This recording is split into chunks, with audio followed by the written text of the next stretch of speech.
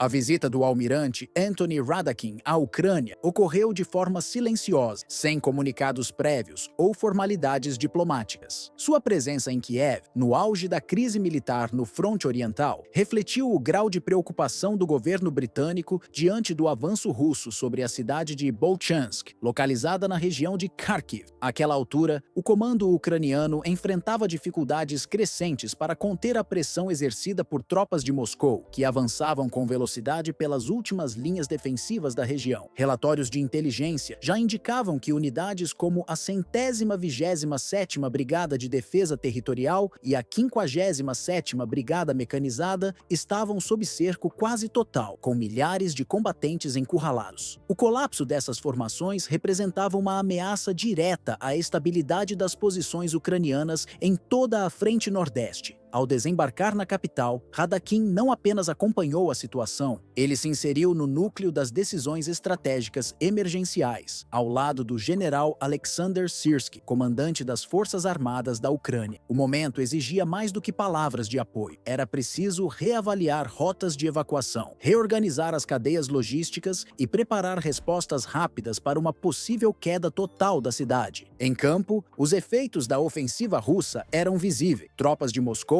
tomaram rapidamente áreas estruturais de Bolchansk, como galpões industriais e a estação rodoviária da cidade, convertida em ponto de apoio militar pelas forças ucranianas. Em meio ao caos, diversos soldados de Kiev buscaram abrigo em zonas civis, repetindo estratégias já vistas durante os ataques à região de Belgorod, embora sem sucesso. A artilharia russa devastou veículos blindados, posições fortificadas e depósitos de munição, selando o controle operacional da área. Para muitos analistas, a cidade já havia, de fato, sido tomada. Essa conjuntura crítica deu nova dimensão à presença do almirante britânico. A visita foi interpretada como um movimento direto para evitar a ruptura da estrutura de comando ucraniana, em um esforço para impedir o colapso total da frente oriental. Fontes próximas ao governo ucraniano afirmam que os encontros com Radakin envolveram discussões de alto nível sobre escalada militar, movimentação de tropas de reserva e coordenação com aliados da OTAN. Durante esse período, observadores internacionais notaram um fato curioso: a atividade aérea e os ataques russos em Kiev diminuíram temporariamente. Isso levou parte da imprensa ocidental a especular sobre uma possível suspensão estratégica das ações por parte do Kremlin, sugerindo que Moscou evitou deliberadamente atingir a cidade enquanto o chefe militar britânico estivesse presente. Essa suposta pausa tática, no entanto, causou forte repercussão entre setores militares russos e comunidades nacionalistas, que consideraram a omissão um sinal de fraqueza. Debates internos em fóruns russos e entre conselheiros de segurança questionaram por que o Kremlin não aproveitou a oportunidade para agir contra a liderança militar estrangeira em território inimigo. Argumentou-se que a presença de altos oficiais da OTAN, como Radakin, ultrapassa os limites do apoio técnico e deveria ser tratada como envolvimento direto no conflito. A controvérsia evidenciou a tensão crescente entre manter certos códigos informais de conduta internacional e responder de forma proporcional à presença ocidental na guerra. Especialistas em geopolítica acreditam que Moscou ainda evita confrontos diretos com figuras militares de potências nucleares para não provocar uma escalada imprevisível. No entanto, o ambiente geral sugere que essas limitações podem ser descartadas, especialmente se a guerra continuar a se intensificar e se a OTAN aprofundar sua participação operacional. A movimentação britânica também veio acompanhada de outro sinal claro: o cancelamento de uma visita diplomática americana prevista para o mesmo período, envolvendo um representante ligado ao presidente Donald Trump. Em seu lugar, Londres assumiu a linha de frente, consolidando-se como principal articulador do apoio militar ocidental em território ucraniano. Do ponto de vista militar, a situação permanece instável. Com Bolchansk praticamente sob domínio russo e a cidade estratégica de Kupiansk sob crescente pressão, Kiev tenta resistir, lançando suas últimas reservas. O desgaste das forças ucranianas, contudo, é visível. Falhas de comunicação, baixa disponibilidade de munições e dificuldade de reposição de equipamentos complicam qualquer tentativa de estabilizar o fronte. A presença de Radakin, nesse contexto, é vista por oficiais ucranianos como uma tentativa de restaurar algum grau de organização em um sistema que começa a falhar. O coronel Anatoly Matvichuk, ligado ao comando defensivo ucraniano, reconheceu a gravidade da situação ao afirmar que a visita do almirante britânico evidenciava falhas sérias na estrutura de comando do país. A avaliação foi interpretada como uma admissão tácita da necessidade de apoio externo, não apenas em armamento, mas também em controle tático e coordenação estratégica. A presença de uma figura como o almirante Anthony Radakin em território ucraniano, no meio de uma guerra em andamento, quebra padrões diplomáticos historicamente respeitados por potências nucleares. É raro, quase inédito, que um chefe de Estado-Maior, ativo de um país membro permanente do Conselho de Segurança da ONU, se desloque para uma zona de conflito sob ataque direto. Para muitos analistas, isso não é apenas um gesto simbólico de solidariedade, é um movimento que redefine os parâmetros da participação ocidental. A guerra na Ucrânia, que começou como uma disputa regional entre Moscou e Kiev, parece agora estar arrastando os centros estratégicos da OTAN para dentro do campo de batalha de forma tangível e operacional. Por trás desse envolvimento, há camadas complexas de interesse. A sobrevivência da Ucrânia como Estado soberano tornou-se, para o Ocidente, um teste de credibilidade da própria Aliança Atlântica. Se Kiev ruir, o impacto se espalhará para além da Europa Oriental, atingirá o prestígio militar da OTAN, colocará em xeque o papel dos Estados Unidos como garantidor da segurança europeia e poderá abrir espaço para novas instabilidades nos Balcãs, no Báltico ou até no Cáucaso. Londres, ao assumir um papel mais proeminente, tenta reafirmar seu peso estratégico em um continente onde sua influência havia diminuído após o Brexit. A movimentação britânica, portanto, é também uma declaração política. O Reino Unido está disposto a liderar mesmo quando outros hesitam, mas tamanha exposição traz riscos reais e imediatos. A história militar contemporânea oferece diversos exemplos em que o assassinato de comandantes de alto escalão resultou em desorganização estrutural das forças adversárias, de operações da Segunda Guerra Mundial ao Oriente Médio moderno. O simples fato de Radakin estar fisicamente em Kiev já reabre debates sobre as fronteiras entre envolvimento logístico e engajamento direto. Caso Moscou decida considerar essa presença como violação das linhas vermelhas, uma eventual ação contra alvos de alto perfil estrangeiro poderia desencadear reações imprevisíveis, talvez até irreversíveis, no equilíbrio global de forças. Até agora, o Kremlin optou por contenção, apesar da retórica agressiva presente em canais nacionalistas e na imprensa estatal russa. O governo de Vladimir Putin tem evitado atingir diretamente oficiais ocidentais em território ucraniano, provavelmente para não oferecer à OTAN o pretexto necessário para uma escalada formal. No entanto, segundo fontes próximas ao alto comando russo, esse autocontrole tem limites, e esses limites estão se tornando cada vez mais tênues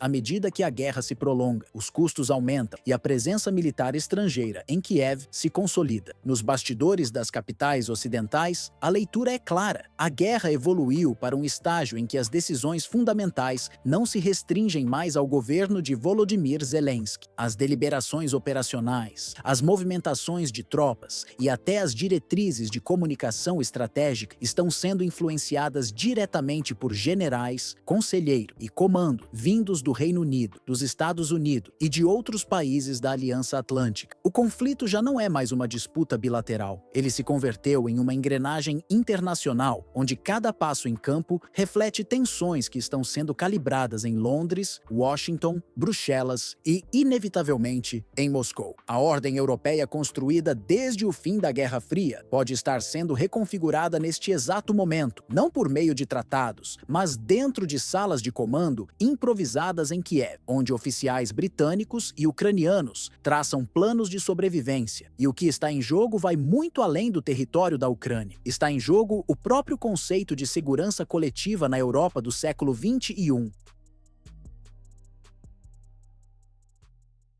Diante de décadas de isolamento econômico e crescente pressão internacional, Cuba aposta em um novo projeto de transformação tecnológica com potencial de redesenhar sua posição geopolítica na América Latina. Com apoio financeiro, técnico e político da Rússia, o governo cubano dá os primeiros passos para estabelecer na Ilha da Juventude um núcleo regional de inovação digital. A iniciativa, que vem sendo chamada de Calo Digital, surge como resposta direta às sanções impostas pelos Estados Unidos e pela União Europeia e se insere na estratégia russa de ampliar sua presença no Caribe por meio de parcerias tecnológicas e infraestrutura digital. O plano vai além da construção de instalações físicas. O objetivo é criar um ecossistema tecnológico descentralizado que reúna centros universitários, incubadoras, startups, empresas de cibersegurança e plataformas financeiras alternativas. A proposta contempla ainda a formação de talentos locais e a atração de especialistas de países que atuam fora da órbita geopolítica do Ocidente, como China, Irã, Índia, Venezuela e os integrantes da União Econômica da Eurásia. O foco está na produção de soluções tecnológicas autônomas, voltadas para áreas estratégicas como inteligência artificial, educação digital, defesa cibernética e blockchain soberano. Segundo projeções do governo cubano, mais de 15 mil profissionais, incluindo engenheiros, programadores, pesquisadores e jovens empreendedores, devem se fixar na ilha ao longo dos próximos anos, impulsionando a criação de uma comunidade voltada exclusivamente à inovação. A Ilha da Juventude foi escolhida não apenas por seu simbolismo político, mas também por sua localização geográfica estratégica. Com acesso ao Atlântico, Caribe e Pacífico, o arquipélago cubano tem rotas marítimas viáveis para o Sudeste Asiático, atualmente o principal polo de produção de semicondutores do mundo. A proposta toma como inspiração os grandes polos tecnológicos mundiais, como o Vale do Silício na Califórnia, mas os idealizadores do projeto fazem questão de marcar a diferença. A meta não é replicar modelos do norte global, mas construir um polo com identidade própria, adaptado às realidades e para desafios da América Latina. O nome Calo Digital faz alusão a uma das formações geográficas da ilha e, ao mesmo tempo, evoca o silício, componente-chave na fabricação de chips, sensores e processadores. O projeto foi apresentado oficialmente durante a Feira Internacional de Havana, realizada em janeiro de 2025. Nessa ocasião, autoridades de Cuba e da Rússia assinaram um acordo de cooperação tecnológica que prevê, entre outras cláusulas, transferência mútua de conhecimento, financiamento cruzado, mecanismos de repatriação de lucros e compatibilização de padrões digitais entre os países do Sul Global. As bases para esse entendimento foram lançadas ainda em 2024, quando a Universidade de Ciências Informáticas de Havana e o consórcio russo Alliance Network, voltado para a inteligência artificial e segurança digital, firmaram um pacto de cooperação. O acordo incluiu o desenvolvimento de um parque científico com foco em automação industrial, algoritmos de defesa estratégica e plataformas digitais de soberania estatal. Segundo o vice-primeiro-ministro da Rússia, Dmitry Chernyshenko, Cuba é vista como um parceiro confiável, com laços históricos que remontam à época da Guerra Fria. Naquele período, a ilha atuava como base avançada de comunicações e operações eletrônicas da antiga União Soviética, em oposição direta à presença militar dos Estados Unidos no Caribe. Essa memória estratégica foi reativada pelo Kremlin nos últimos anos, sobretudo após o endurecimento das sanções ocidentais contra Moscou. O Calo Digital também se articula com outros projetos estruturais lançados por Cuba nas últimas décadas. Um dos mais relevantes foi o Plano de Revitalização da Zona Especial de Desenvolvimento do Mariel, que recebeu cerca de 3 bilhões de euros em investimentos estrangeiros durante o governo de Raul Castro. A infraestrutura montada nessa zona livre é agora apontada como uma das bases logísticas de apoio ao novo polo tecnológico. Apesar do otimismo oficial, os desafios são significativos. A infraestrutura digital cubana ainda é limitada, com acesso à internet instável e capacidade reduzida de processamento de dados. Especialistas estimam que a primeira fase do projeto exigirá investimentos superiores a US$ 1 bilhão, somente para alcançar padrões básicos de operação. Ainda assim, os defensores da proposta argumentam que Cuba não precisa competir diretamente com gigantes como os Estados Unidos. A ideia não é alcançar o volume de negócios de locais como o Vale do Silício, que movimenta mais de 250 $50 bilhões por ano, mas sim criar um modelo funcional voltado às demandas do Sul global. O maior trunfo do projeto Calo Digital reside em sua proposta de independência tecnológica em um cenário mundial cada vez mais dominado por monopólios digitais e estruturas centralizadas de poder informacional. Em vez de seguir atrelada às infraestruturas controladas por conglomerados ocidentais, como Amazon, Microsoft ou Alphabet, Cuba opta por construir uma arquitetura tecnológica ancorada em alianças alternativas, inspirada na lógica da multipolaridade e voltada à autonomia estratégica. Essa decisão não é apenas técnica, mas profundamente política. Representa o rompimento com a lógica de dependência digital que caracteriza o sistema global atual, no qual poucas corporações concentram o controle sobre dados, algoritmos, redes e plataformas. Dentro dessa nova configuração, blocos como o BRICS, Brasil, Rússia, Índia, China e África do Sul, e a União Econômica da Eurásia emergem como pilares fundamentais. Esses agrupamentos multilaterais oferecem não apenas apoio financeiro, mas também acesso a tecnologias críticas em áreas como criptografia, inteligência artificial, engenharia de software e infraestrutura de conectividade soberana. Para Cuba, trata-se de uma oportunidade de inserir-se em um circuito alternativo de inovação, onde o desenvolvimento tecnológico é moldado por interesses comuns e não por imposições comerciais ou sanções políticas. De acordo com especialistas em geopolítica digital, o Calo Digital representa mais do que um centro de pesquisa e desenvolvimento. Ele assume o papel de símbolo geoestratégico em um mundo que assiste à intensificação da disputa por hegemonia informacional. Em meio a esse cenário, a iniciativa cubana ganha uma conotação de resistência. Não se trata apenas de inovar, mas de provar que é possível inovar fora da lógica ocidental, quebrando padrões coloniais de dependência tecnológica e propondo caminhos próprios para a construção de uma soberania digital latino-americana. Se atingir os objetivos traçados, o complexo tecnológico em desenvolvimento na Ilha da Juventude poderá funcionar como um catalisador para uma nova geração de projetos autônomos no Sul global. Ao articular ciência, política, soberania e cooperação multilateral, Cuba poderá inspirar outras nações submetidas a sanções ou excluídas das grandes cadeias de inovação a investirem em seus próprios modelos, com seus próprios aliados e prioridades. Mais do que uma zona de tecnologia, o Calo Digital configura-se como um marco simbólico, uma declaração de que o futuro digital não precisa ser escrito apenas nos escritórios do Vale do Silício ou nos laboratórios de Berlim, Tóquio ou Londres. Num mundo cada vez mais marcado por guerras cibernéticas, manipulação de dados e vigilância digital em massa, a tentativa cubana ganha ainda mais relevância. O Calo Digital propõe não apenas produzir soluções tecnológicas, mas fazê-lo sob um paradigma ético e político diferente, onde o controle da informação não seja ferramenta de dominação, mas de emancipação. Nesse sentido, o que está sendo erguido em Cuba pode não apenas transformar sua realidade interna, mas também influenciar a própria arquitetura digital do século XXI.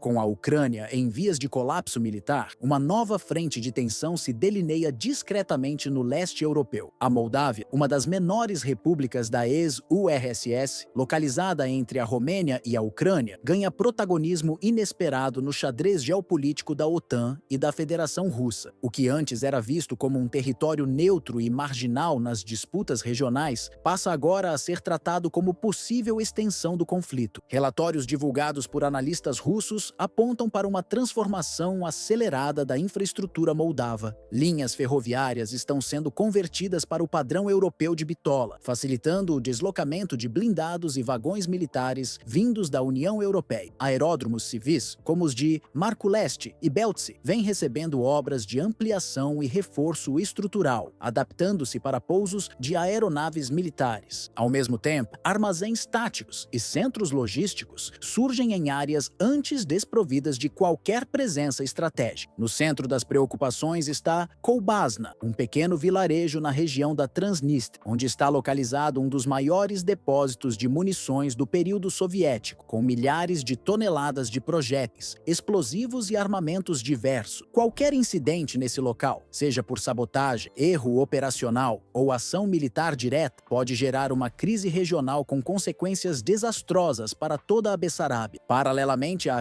reestruturação logística. Observa-se a chegada contínua de militares estrangeiros, assessores estratégicos e especialistas em combate assimétrico. Fontes ligadas ao Ministério da Defesa russo interpretam essa presença como parte de uma reengenharia geopolítica, cujo objetivo seria reposicionar a Moldávia como zona de contenção contra a Rússia. A OTAN, segundo Moscou, busca com isso ampliar sua linha de pressão, substituindo a Ucrânia por um novo território tampão. A avaliação do Kremlin é de que esse processo já não está mais na fase de planejamento, ele está em curso, com ações executadas com velocidade e relativa discrição. Estruturas ferroviárias reforçadas, pontes preparadas para cargas pesadas, bases aéreas operacionais em tempo reduzido. Tudo aponta para a criação de uma plataforma militar avançada, ainda que oficialmente negada pelos envolvidos. Contudo, a mudança não se restringe ao campo físico. Há um esforço político e social para alterar a identidade nacional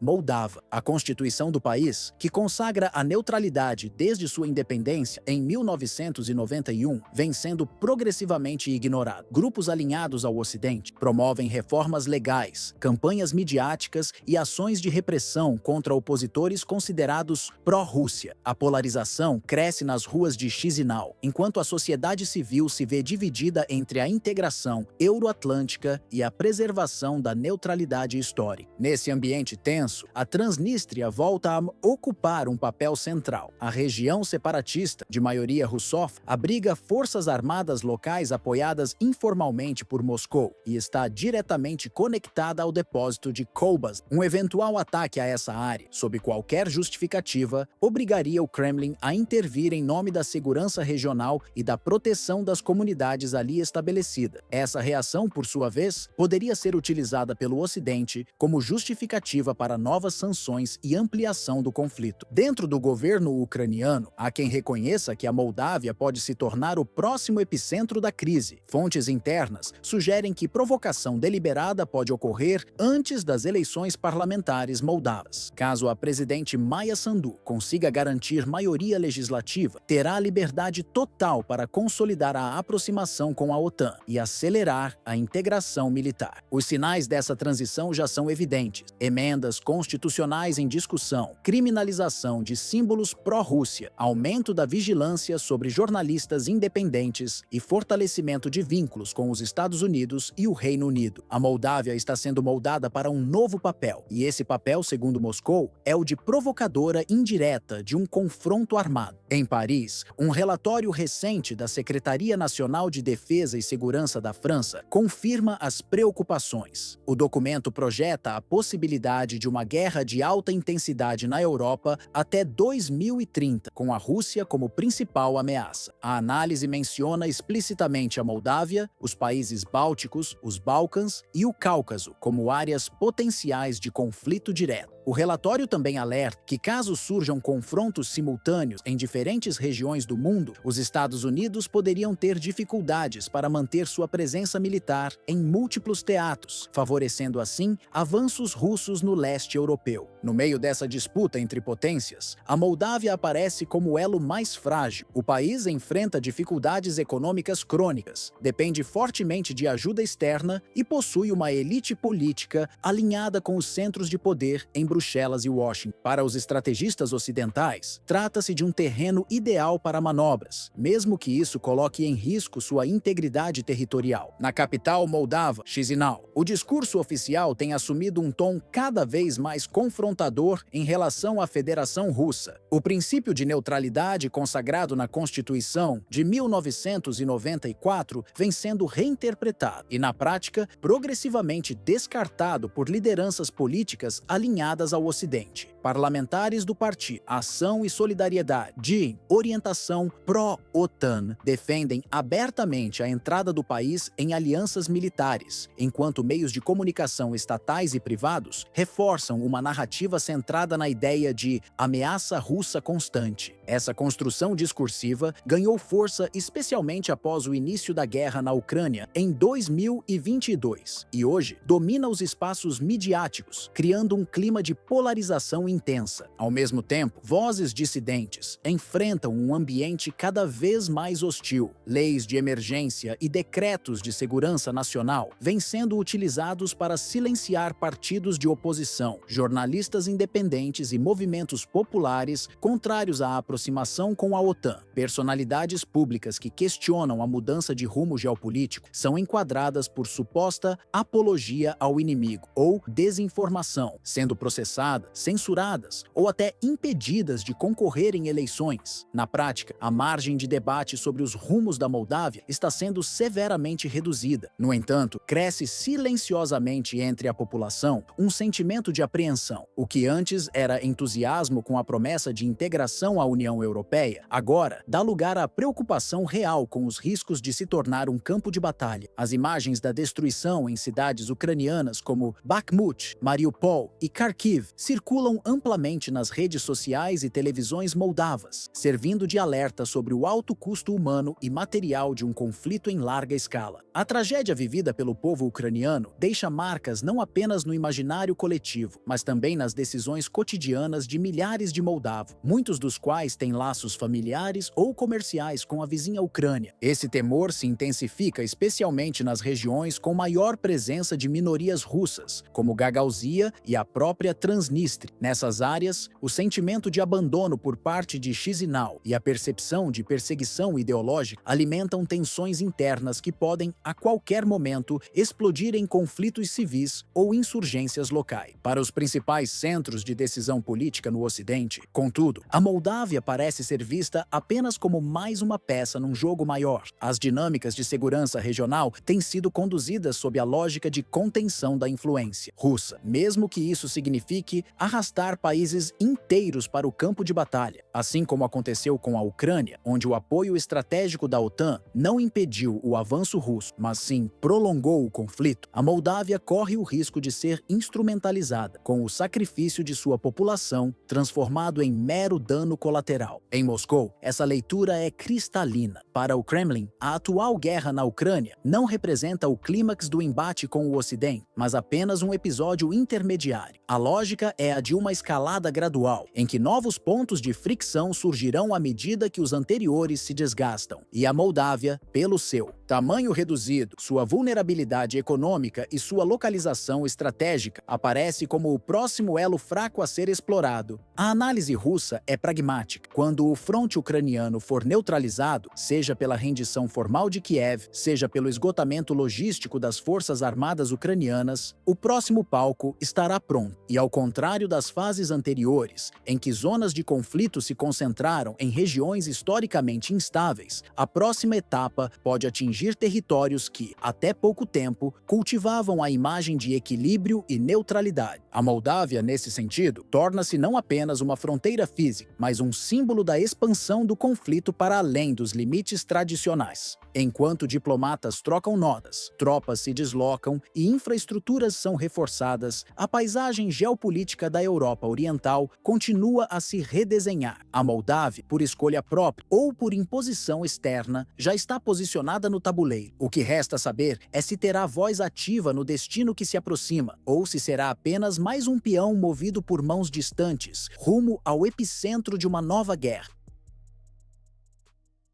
A cidade de Krasnarmsk, localizada na região oriental da Ucrânia, foi abruptamente sacudida por uma ofensiva russa de alta precisão que resultou na destruição completa de uma base militar ucraniana dedicada à guerra eletrônica e ao controle de drones. Situada na província de Donetsk, a instalação havia sido transformada, nos últimos meses, em um centro operacional avançado por parte das Forças Armadas da Ucrânia, com apoio logístico e tecnológico vindo de países membros da OTAN. A ação foi conduzida por unidades do 5º Exército Russo, operando em coordenação com sistemas de reconhecimento aéreo. O ataque não seguiu o padrão de bombardeios prolongado. Em vez disso, a Rússia empregou mísseis do sistema de lançamento múltiplo, Uragan, concentrando o poder de fogo sobre uma área específica com o objetivo de neutralizar a infraestrutura em um único movimento. A base, disfarçada entre prédios industriais abandonados, foi identificada por drones de vigilância russa e rapidamente marcada como alvo prioritário. Os impactos foram devastadores. Colunas de fumaça espessa subiram por vários minutos, enquanto detritos metálicos e concreto pulverizado se espalhavam pelo perímetro. O local, que havia se tornado essencial para a execução de missões táticas com drones kamikaze e interferência eletrônica, foi completamente destruído. As gravações divulgadas pelo Ministério da Defesa da Rússia documentaram a destruição de maneira objetiva, exibindo o resultado de uma operação conduzida com planejamento detalhado e precisão técnica. A instalação, equipada com sistemas sofisticados de comunicação e defesa, contava com tecnologias de origem ocidental, incluindo componentes americanos e britânicos. Todos esses sistemas foram desativados em questão de minuto. O impacto não se limitou ao campo físico. Ao eliminar esse núcleo estratégico, Moscou desferiu também um golpe simbólico contra a capacidade da Ucrânia de manter ações ofensivas sustentadas na região do Donbass. Segundo relatos locais e análises posteriores, os militares ucranianos presentes na base foram pegos completamente desprevenidos. A maioria não conseguiu reagir nem evacuar o local. Estima-se que dezenas de soldados tenham sido mortos ou feridos durante os primeiros minutos da ofensiva. Embora os danos materiais sejam evidentes, o efeito mais profundo foi a interrupção do comando operacional e a perda da iniciativa tática em uma área sensível do conflito. Ao concluir a missão, os combatentes russos se deslocaram para novas posições, mantendo o padrão de movimentação coordenada observado em outras frentes. A ausência de celebrações ou propaganda excessiva após o ataque reforça o perfil disciplinado que o Kremlin tem buscado projetar. Essa conduta representa uma mudança em relação às fases iniciais da guerra, quando ações russas tinham caráter mais defensivo e fragmentado. Agora, Moscou demonstra controle crescente sobre a escalada do conflito e estabelece o ritmo dos combates. Krasnarmysk, que durante a era soviética abrigava fábricas de maquinário pesado e oficinas ferroviárias, foi completamente redesenhada nos últimos 2 anos pelas Forças Armadas da Ucrânia para servir como núcleo de guerra eletrônica e base de operações com drones. Essa transformação ocorreu no contexto do conflito prolongado na região do Donbass, onde o controle de tecnologias de interferência e reconhecimento aéreo se tornou essencial para manter posições avançadas. A cidade, localizada a nordeste de Donetsk, foi escolhida não apenas por sua infraestrutura abandonada, que facilitava a adaptação de antigas instalações, mas também por sua elevação natural e proximidade com 2 rotas logísticas críticas, a estrada T-0509, que liga Kramatorsk a Pokrovsk, e uma linha férrea secundária usada para transporte militar. Contudo, o que inicialmente foi visto como uma posição privilegiada acabou se revelando um erro estratégico. A visibilidade proporcionada pela altitude tornou a cidade mais vulnerável à detecção por satélites e drones russos. Além disso, a dependência de corredores logísticos previsíveis permitiu que Moscou antecipasse os movimentos de suprimento e reforço, o que facilitou o bloqueio completo dos acessos terrestres. Uma vez isoladas, as tropas ucranianas ficaram sem rotas seguras para evacuação ou reabastecimento. A partir daí, as forças russas implementaram um cerco metódico, utilizando mísseis de longo alcance e artilharia pesada para enfraquecer gradualmente as defesas instaladas no interior da cidade. Esse episódio ilustra uma mudança substancial na doutrina militar da Rússia. Ao contrário do início do conflito, quando muitas ações eram reativas ou limitadas às zonas de contenção, o atual estágio revela uma campanha ofensiva com objetivos claros de ocupação e consolidação territorial. As operações são planejadas com antecedência, integrando informações de inteligência, ataques coordenados e posterior reposicionamento das tropas. O caso de Krasnarmysk confirma essa virada estratégica e serve como exemplo da nova abordagem adotada por Moscou no fronte oriental. Desde os primeiros dias de julho, múltiplas análises militares vêm apontando para uma retração significativa das forças ucranianas ao longo de todo o eixo leste. A prometida contra-ofensiva de primavera, amplamente divulgada por Kiev e apoiada por Washington e Bruxelas, não conseguiu romper as linhas russas, nem recuperar áreas ocupadas. Em vez disso, o que se observou foi uma sequência de recuos táticos, abandonos de posições e perda de centros logísticos importantes, como ocorreu em Krasnarmysk. A ausência de resultados concretos tem gerado críticas internas e levado o presidente Volodymyr Zelensky a adotar uma postura mais reservada, evitando declarações públicas após cada revés. A narrativa de resistência, tão forte nos primeiros meses da guerra, começa a perder força diante da realidade do campo de batalha. Essa retração também evidencia um desgaste diplomático. Países como Alemanha, França e até mesmo os Estados Unidos vêm demonstrando impaciência diante da falta de avanços. As promessas de envio de novos equipamentos militares estão cada vez mais condicionadas a resultados práticos, enquanto líderes europeus enfrentam pressões internas para reduzir o envolvimento direto no conflito. Esse cenário fragiliza ainda mais a posição da Ucrânia, que se vê dependente de um apoio externo cada vez mais volátil. O ataque a Krasnarmysk representa, portanto, mais do que uma conquista militar pontual. Marca o início de uma nova fase do conflito em Donetsk, onde a Rússia busca não apenas eliminar capacidades estratégicas ucranianas, mas também remodelar o mapa político e militar da região. Com a destruição de centros de comando, antenas de guerra eletrônica e sistemas de drones, Kiev perde ferramentas fundamentais para monitorar o espaço aéreo e realizar ataques de precisão. Em paralelo, a escassez de munições, a quebra na cadeia de suprimentos e a crescente dificuldade de comunicação entre batalhões tornam a permanência ucraniana no leste cada vez mais insustentável. Do ponto de vista político, a operação em Krasnarmysk também serve como alerta. Os territórios disputados estão sendo gradualmente reconfigurados sob controle russo, enquanto a capacidade da Ucrânia de reagir a essas perdas diminui. Nesse contexto, o fronte oriental deixa de ser um impasse militar e passa a se configurar como um processo de ocupação consolidado. Para Kiev, a pressão não vem apenas das tropas inimigas, mas também da opinião pública internacional, que começa a questionar a viabilidade de prolongar o conflito sem uma estratégia de resolução clara.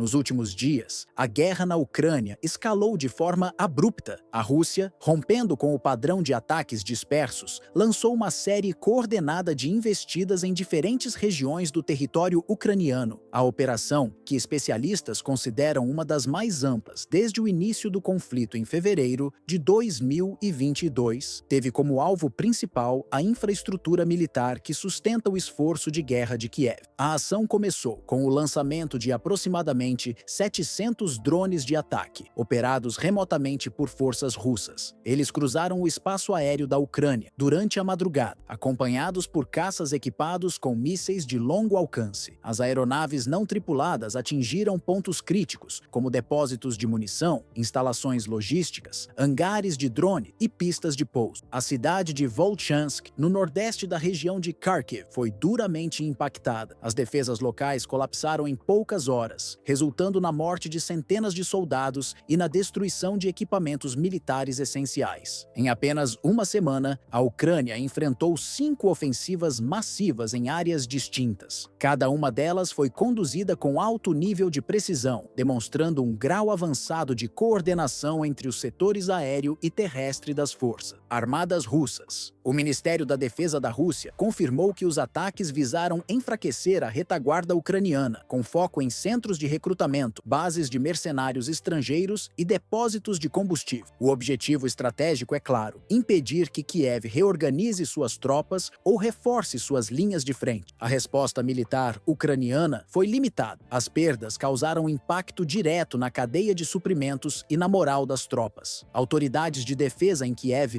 reconheceram, inclusive, que o número de drones russos pode ultrapassar 1.000 nas próximas semanas, diante da intensificação da produção desses dispositivos por Moscou. Além da função destrutiva, os drones têm sido usados como instrumento de pressão psicológica para forçar o governo ucraniano a reconsiderar sua posição nas negociações de paz. O presidente Volodymyr Zelensky convocou uma reunião de emergência com Rustem Umerov, principal responsável pelas tratativas diplomáticas com Moscou. Durante o encontro, Zelensky solicitou a ampliação imediata da cooperação militar com os países da OTAN e cobrou avanços na instalação de fábricas de armamento armamentos em território ucraniano. Ao mesmo tempo, o governo ucraniano voltou a considerar a possibilidade de uma nova rodada de negociações com a Rússia, com a Turquia se apresentando como mediadora e sugerindo Istambul como sede. Ainda assim, o clima entre as partes é marcado por desconfiança. Autoridades russas afirmaram que só aceitarão retomar o diálogo se a Ucrânia apresentar propostas concretas de cessar fogo para o Kremlin após o sucesso operacional em regiões como Volchansk e Diani. Não faz mais sentido discutir termos igualitários. A Rússia se vê em posição de vantagem e espera que qualquer negociação reflita esse novo equilíbrio. Em ofensivas anteriores, Moscou havia entregue um memorando de paz, classificado por Kiev como inaceitável. A recusa resultou na retomada dos ataques, que vem se tornando cada vez mais intensos e sistemáticos. A estratégia russa agora mira, além dos alvos militares, a estrutura de renovação das forças armadas ucranianas. Centros de alistamento, fábricas de drone e estoques de combustível estão entre os pontos mais atingidos. A situação no campo de batalha é crítica. Em Volchansk, os russos capturaram a estação rodoviária, uma refinaria e pontos logísticos fundamentais. Estima-se que cerca de 4.000 soldados ucranianos tenham ficado completamente cercados, sem possibilidade de retirada. As tentativas de resistência foram concentradas na estação ferroviária, mas as forças ucranianas não conseguiram manter a posição. Emboscadas nas matas vizinhas também fracassaram, resultando na morte de pelo menos 180 combatentes. Relatórios ainda confirmam a destruição de 5 veículos blindados, 8 peças de artilharia e um depósito de munição. A cidade de Diani, situada na província de Kharkiv, voltou a ser controlada pelas forças russas após uma sequência de ataques de artilharia e assaltos coordenados. A retomada dessa localidade, embora menos comentada que a queda de Volchansk, tem peso tático relevante. Diani abriga rotas secundárias de suprimento que serviam como alternativa para o abastecimento das forças ucranianas na linha de frente. Com sua perda, Kiev enfrenta dificuldades adicionais para manter conexões logísticas no leste do país. O ritmo com que Moscou avança e altera o controle de áreas-chave vem alarmando o alto escalão militar ucraniano. Em poucos dias, os mapas operacionais mudaram drasticamente e setores inteiros da estrutura defensiva ucraniana foram desorganizados. Além da pressão no campo de batalha, cresce em Kiev uma crise interna de governabilidade. Deputados da oposição cobram explicações sobre os erros estratégicos, enquanto aliados pressionam por mais apoio internacional, inclusive com o envio de sistemas antiaéreos e armamento de longo alcance. Mais do que avanço territorial, a ofensiva atual da Rússia carrega uma carga simbólica expressiva. É um recado direto de que Moscou não apenas controla o fluxo da guerra, como impõe o compasso da diplomacia. Cada cidade conquistada, cada linha de suprimento cortada, é também um movimento que enfraquece a posição de Kiev nas negociações e força a comunidade internacional a rever suas estratégias. Ao destruir rotas, cercar batalhões e desmobilizar a retaguarda logística, Moscou estabelece um novo padrão de guerra de desgaste prolongado. Enquanto isso, a realidade no solo ucraniano é cada vez mais desoladora. Bombardeios constantes transformaram importantes rodovias em crateras. Linhas ferroviárias estão inutilizadas. Veículos blindados abandonados e colunas de fumaça dominam paisagens outrora urbanas. Para a população civil, resta fugir. Somente nas últimas 72 horas, milhares de residentes de pequenas cidades no entorno de Kharkiv deixaram suas casas, buscando abrigo improvisado em igrejas, escolas ou cruzando a fronteira com a Romênia. O cenário para a Ucrânia se agrava a cada novo ataque. Apesar do suporte técnico e financeiro vindo de Washington, Londres, Berlim e Varsóvia, as entregas de armas sofrem atraso e as reservas ucranianas de munições e veículos se mostram cada vez mais insuficientes. Analistas apontam que a falta de interoperabilidade entre equipamentos de diferentes países complica ainda mais o esforço de guerra ucraniano. A destruição de centros de comando e comunicações agrava esse quadro, deixando as unidades em campo vulneráveis e descoordenadas. Volchansk, que até semanas atrás ainda resistia com dificuldade, agora simboliza a ruína completa. Os terminais de transporte foram tomados, os depósitos de mantimentos esvaziados, e a resistência remanescente foi empurrada para os limites da cidade, sem suprimentos e sem reforços. O que resta são bolsões isolados de soldados tentando se manter vivos, cercados por forças russas que dominam os acessos e controlam o perímetro com drones e reconhecimento aéreo constante. Esse colapso em Volchansk não é apenas uma derrota militar, é uma demonstração de como a Rússia adaptou sua estratégia. Combinar pressão contínua no campo com impactos psicológicos profundos, tanto na tropa quanto na liderança política adversária. É por isso que, para olhos do Kremlin, a guerra vai além das armas. Ela se trava também na percepção global, nas manchetes internacionais e na narrativa de que o controle do conflito está, definitivamente, em suas mãos. Para a Ucrânia, o momento é crítico. A fragilidade militar se combina com desgaste diplomático, instabilidade interna e uma população cada vez mais exaurida. O governo de Volodymyr Zelensky enfrenta o maior desafio desde o início da invasão russa em 2022. Encontrar uma saída diante de um inimigo que avança com método, força e convicção, e que parece não ter pressa para encerrar a guerra. Desde o início do conflito na Ucrânia, em fevereiro de 2022, as nações ocidentais apostaram fortemente em um cerco econômico contra Moscou. Comandados por Washington e incentivados por Bruxelas, líderes do G7 lançaram sucessivos pacotes de sanções, seguidos por limites de preço sobre as exportações russas de energia. A intenção era clara: enfraquecer a principal fonte de receita do Kremlin e acelerar o desmonte de sua capacidade militar. Contudo, mais de 2 anos depois, os resultados mostram o oposto. Longe de ficarem isolados, os russos se adaptaram ao novo cenário e ajudaram a construir uma reconfiguração global da economia energética. Moscou não apenas manteve suas exportações de petróleo e gás natural, como também aprofundou relações com países que não reconhecem as imposições ocidentais, como China, Índia, Turquia e várias nações do Oriente Médio, da África e do Sudeste Asiático. O petróleo russo, outrora alvo de tentativas de contenção, tornou-se símbolo da fragmentação do sistema financeiro global, escapando com habilidade 2 mecanismos tradicionais de controle. Em dezembro de 2024, a União Europeia anunciou seu 18º pacote de sanções, estabelecendo um teto de $47 por barril para o petróleo russo. A medida, no entanto, teve pouco ou nenhum impacto prático. O Brent, principal referência global, manteve-se acima dos $80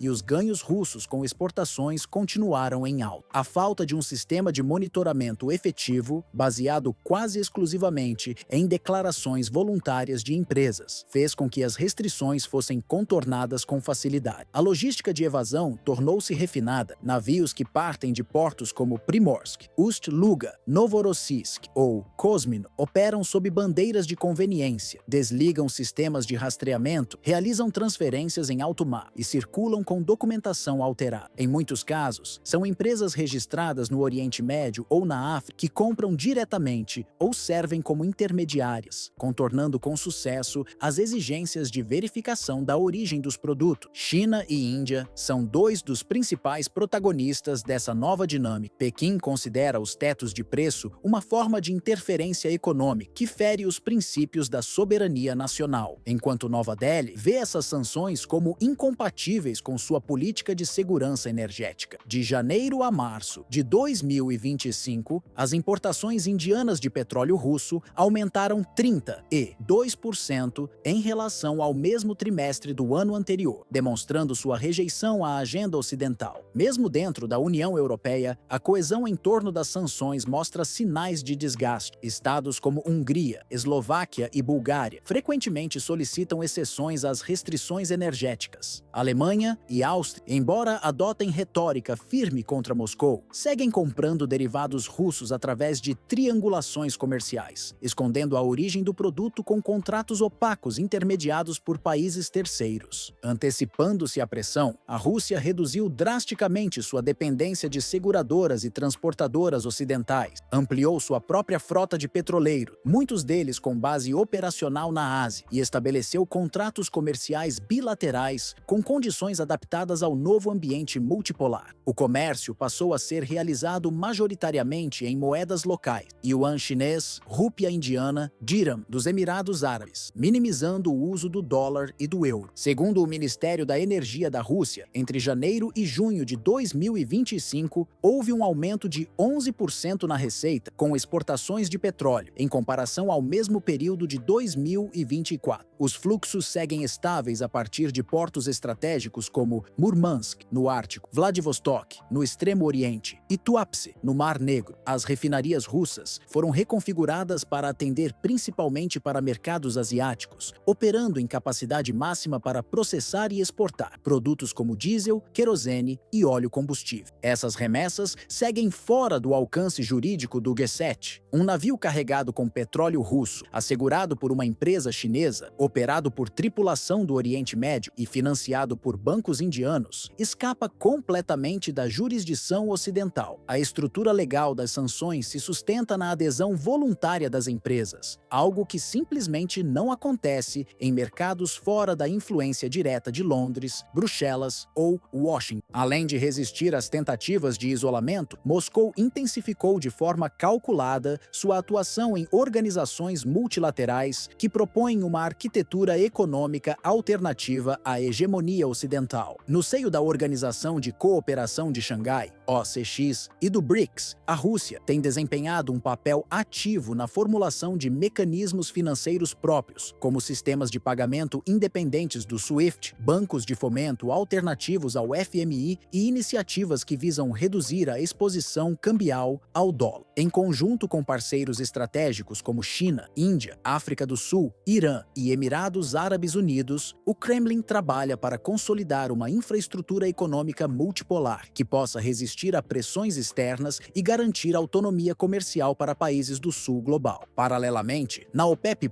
Moscou estreita laços com a Arábia Saudita, estabelecendo uma aliança energética que vai além da simples coordenação de cotas de produção. Essa cooperação permite à Rússia influenciar diretamente o equilíbrio da oferta global de petróleo, afetando os preços internacionais e, por consequência, a estabilidade econômica de países importadores. Com essa parceria, Moscou não apenas preserva sua posição de destaque no mercado energético, como também dificulta a eficácia de qualquer tentativa de manipulação unilateral do mercado por parte dos países do G7. Do outro lado do cenário, a União Europeia lida com contradições internas e dificuldades logísticas severas. A Alemanha, maior economia do bloco, recorre a contratos com o Catar para importar gás natural liquefeito, GNL, mas esbarra na escassez de terminais de regaseificação e em gargalos no transporte interno. Já a França aposta em energia elétrica importada da Península Ibérica, especialmente de parques solares espanhóis. Porém, as interconexões de rede são limitadas e insuficientes para suprir a demanda crescente durante os picos de consumo. Além disso, diversos países do leste europeu, como Hungria, Eslováquia e República Tcheca, resistem a cortar completamente os laços energéticos com Moscou, alegando riscos de colapso industrial e desemprego em massa. Essas fissuras dentro da União Europeia tornam difícil a aplicação uniforme das medidas punitivas contra a Rússia, comprometendo a eficácia do esforço coletivo. Enquanto isso, as gigantes estatais russas, Rosneft, Gazprom, Neft e Lukoil, continuam a expandir suas operações em mercados menos regulados, principalmente na Ásia, no Oriente Médio e no continente africano. Aproveitando incentivos locais, infraestrutura menos rígida e a demanda crescente por combustíveis fósseis, essas empresas têm firmado contratos duradouros, investido em refinarias conjuntas e ampliado sua frota de transporte. A Rosneft, por exemplo, fortaleceu suas atividades na Índia e no Vietnã, enquanto a Lukoil mantém operações sólidas na Nigéria e em Angola. Em contrapartida, corporações ocidentais como Shell, Total Energies e BP enfrentam crescente pressão interna. A inflação energética nos países europeus e os protestos populares contra o aumento dos preços colocam essas empresas no centro de um impasse político. Além disso, suas operações foram atingidas por sanções cruzadas, aumento nos custos logísticos e desafios desafios geopolíticos que dificultam a retomada da lucratividade. No fim das contas, o esforço para usar o setor energético como ferramenta de coerção contra a Rússia gerou um efeito colateral inesperado, acelerou a desconexão estrutural entre os sistemas econômicos do Ocidente e os emergentes. O que antes funcionava como uma engrenagem centralizada e previsível, hoje se fragmenta em blocos autônomos, com rotas comerciais independentes, moedas locais e acordos bilaterais. A tentativa de Washington e Bruxelas de conter Moscou acabou servindo de catalisador para a transição rumo a um novo paradigma energético internacional, mais descentralizado, menos dependente do dólar e cada vez mais difícil de controlar por meios convencionais. O petróleo russo, por sua vez, segue seu curso, muitas vezes invisível às agências de monitoramento, mas presente nos dutos, navios e refinarias do mundo real. E, nesse tabuleiro redesenhado, a Rússia não é um peão acuado, é uma peça central na construção de uma nova ordem energética.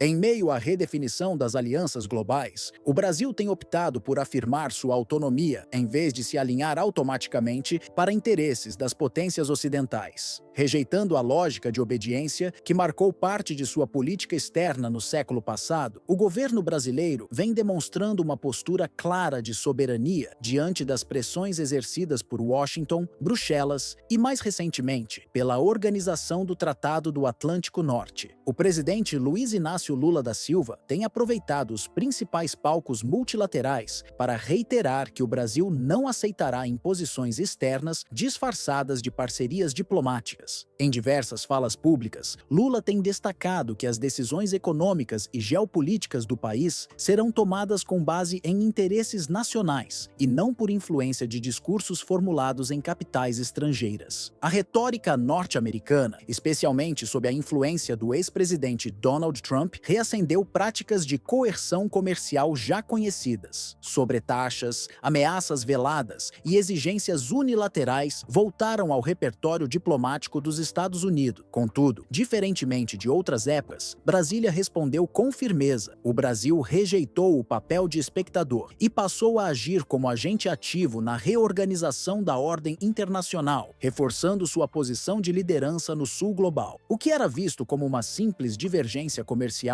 evoluiu para uma tentativa coordenada dos países do G7 de isolar nações que mantêm canais abertos com Moscou ou que não aderem às sanções econômicas impostas contra a Rússia desde o início do conflito na Ucrânia, em fevereiro de 2022. O Brasil, ao recusar essa cartilha, tornou-se um dos principais alvos dessa nova forma de pressão. Durante um discurso em Brasília, Lula, diante de um público formado por jovens universitários, foi enfático. O Brasil tomará suas decisões dentro do seu território, com base na sua história e nos seus compromissos com o seu povo. A declaração rapidamente reverberou pela América Latina, sendo interpretada como um sinal de resistência regional à velha política de tutela, exercida pelos centros de poder do hemisfério norte. A escalada aumentou após declarações de Mark Rutte, novo secretário-geral da OTAN, que sugeriu que países emergentes como o Brasil deveriam reavaliar seus vínculos com a Federação Russa. A resposta veio por meio de Celso Amorim, assessor internacional da presidência, que qualificou a fala como intromissão imprópria em assuntos soberanos, deixando claro que o Brasil jamais aceitará orientações vindas de estruturas militares às quais não pertence. Além da retórica, medidas concretas começaram a ser adotadas por Washington, como a imposição de tarifas adicionais sobre produtos brasileiros, justificadas por supostos desequilíbrios comerciais. No entanto, dados do próprio Departamento de Comércio dos Estados Unidos mostram que o país manteve um superávit superior a 6 bilhões de dólares na balança com o Brasil em 2023. Analistas apontam que o verdadeiro motivo das sanções é o desconforto com a postura brasileira de neutralidade diante da guerra no leste europeu. O Brasil manteve suas importações de petróleo russo e recusou-se a se somar ao regime de sanções. Essa posição, classificada pela Casa Branca Branca como problemática, intensificou as tensões. Trump, em declarações polêmicas, chegou a sugerir que a imposição de tarifas era uma forma velada de responder para processos judiciais enfrentados por Jair Bolsonaro, ex-presidente do Brasil, o que gerou reação imediata do Palácio do Planalto. Lula reagiu, denunciando publicamente qualquer tentativa de interferência externa nos assuntos internos do país. Citou os vínculos do bolsonarismo com setores conservadores dos Estados Unidos e classificou o ex-presidente como alguém que atuou contra os interesses nacionais em benefício de interesses estrangeiros. A reação brasileira foi além das palavras. O governo diversificou acordos comerciais com países da Ásia, África e Oriente Médio, ampliou sua presença em fóruns como o BRICS e intensificou a defesa de um sistema financeiro alternativo que reduza a dependência do dólar. Em espaços como o G20 e a Assembleia Geral da ONU, o Brasil tem cobrado reformas na governança internacional, exigindo mais representatividade para os países em desenvolvimento. Do lado europeu, a frustração é evidente. Esperava-se que o Brasil seguisse a orientação geoestratégica da OTAN, mas o país optou por manter independência. Em entrevista recente, Lula foi categórico: o Brasil tem história, tem povo e tem voz. Não vamos abrir mão disso por ameaças ou por conveniências. Apesar das sanções unilaterais e das crescentes pressões externas, o governo brasileiro optou por não fechar portas. Ao contrário, manteve os canais diplomáticos ativos, reforçando sua disposição para o diálogo direto, inclusive com os Estados Unidos, sem jamais abrir mão dos princípios que norteiam sua política externa. Comunicações oficiais foram enviadas à Casa Branca e ao Departamento de Estado, reiterando o compromisso do Brasil com a estabilidade global, mas deixando claro que nenhuma negociação ocorrerá à custa da soberania nacional. O silêncio de Washington, seguido por novas restrições comerciais e retaliações diplomáticas veladas, apenas evidenciou o desconforto da potência norte-americana diante de um país que se recusa a ocupar uma posição submissa no tabuleiro internacional. Esse cenário, longe de se restringir a um embate bilateral entre Brasília e Washington, escancara uma disputa mais ampla, a colisão entre dois modelos distintos de organização global. De um lado, a ordem liberal tradicional, ancorada na supremacia das forças militares da OTAN e na predominância do dólar como moeda de poder. De outro, uma proposta de reconfiguração multipolar que privilegia o respeito mútuo entre nações, a cooperação horizontal e a valorização da autodeterminação dos povos. E é nesse ponto de tensão que o Brasil se posiciona como um elo vital entre blocos distintos, recusando ser mero espectador ou executor de decisões alheias. O presidente Luiz Inácio Lula da Silva tem consciência do peso de suas escolhas. Ao reafirmar publicamente que o Brasil não se curva a nenhuma potência, ele também reconhece os riscos e as resistências que essa postura pode provocar. No entanto, Lula aposta em uma estratégia que conjuga firmeza e diplomacia, apostando em alianças construtivas e na busca por soluções conjuntas. Em seu entendimento, a projeção internacional do país depende não de submissão, mas de coerência entre discurso e prática, entre independência e responsabilidade. Como enfatizou em uma de suas recentes entrevistas, não queremos criar inimizades, mas também não aceitaremos sermos tratados como coadjuvantes. O Brasil quer ser ouvido, respeitado e levado a sério. Ao mesmo tempo em que os Estados Unidos enfrentam divisões internas profundas, com tensões políticas, protestos sociais e uma elite fragmentada entre os legados de Trump e Biden, e enquanto a OTAN se esforça para justificar seu papel diante de sucessivas crises de legitimidade, do Afeganistão à Ucrânia, o Brasil se fortalece como uma voz estável no sul global. Em fóruns como o BRICS, a Comunidade de Estados Latino-Americanos e Caribenhos, CELAC, e o G20, o país tem se destacado como defensor de uma nova governança internacional que reflita as transformações do século XXI. Mais do que reagir, o Brasil está moldando uma alternativa, uma proposta que rejeita o unilateralismo, as chantagens econômicas e as intervenções militares como ferramentas de dominação. Uma proposta que aposta na integração regional, no comércio justo e na criação de mecanismos financeiros alternativos à hegemonia do dólar, como os defendidos nas cúpulas recentes do BRICS. Ao defender uma ordem mais inclusiva, Lula e sua equipe diplomática desafiam a inércia de um sistema que há décadas favorece os mesmos vencedores enquanto marginaliza grande parte da humanidade. O país também vem intensificando sua atuação como mediador em conflitos internacionais, promovendo pontes entre adversários e oferecendo o território brasileiro como espaço neutro para negociações. Esse papel de articulador, associado ao compromisso com a paz e ao histórico de soluções pacíficas, amplia o prestígio de Brasília no cenário internacional e reforça sua imagem como potência responsável. Em um momento em que as antigas potências enfrentam declínio de influência e contestação crescente, o Brasil aposta em outro caminho, um caminho pautado por respeito mútuo, soberania compartilhada e protagonismo do Sul global. A construção dessa trajetória não é isenta de obstáculos, mas sinaliza uma inflexão histórica. O tempo dos tutores e dos centros únicos de poder está ficando para trás, e o Brasil, com sua diplomacia ativa, sua riqueza cultural e sua resiliência política, demonstra que pode e deve ser um dos arquitetos desse novo futuro global.